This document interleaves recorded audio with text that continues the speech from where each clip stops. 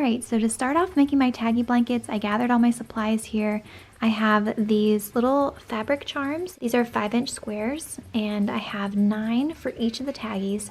So this one's going to be a girl taggy, so there's a couple more girly type designs here, and then these two are going to be boy taggy blankets. So I've got my fabrics there for the front.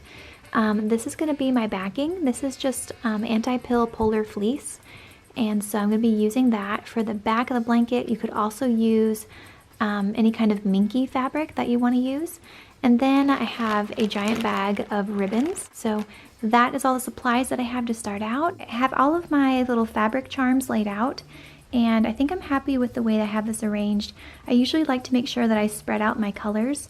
So like I've got 2 kind of teal blues, and I didn't want them right next to each other. Same thing with the pinks. I kind of spread those out. And then I also didn't want my bold colors super close, so like this dark blue and green is kind of bold, so I just kind of spread those out. And this is how I arranged this little boy taggy over here, and then I have this kind of transportation kind of themed taggy here.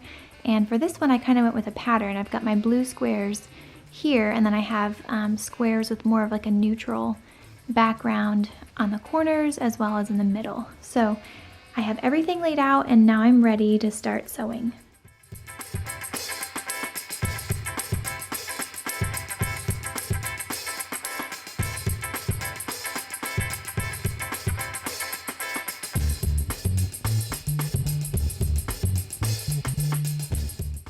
Alright, so now I have sewn the far right square to the center square in each row. So I'm going to open that up, and now I'm going to sew the left square to the center square for every single row. So I've got everything lined up here and pinned, and so all these are ready to be sewn. And then after that, I'm going to sew my rows together.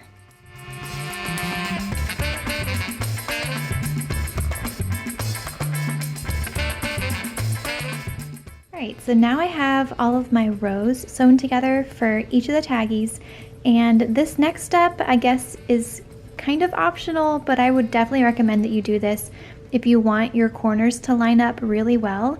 I'm going to go through and iron each of these rows, and the seam I'm going to iron in alternating directions. So I'm going to iron this row this direction, this row this direction, and this row this direction, and that's going to make all of these little corners line up perfectly. So that is going to be my next step.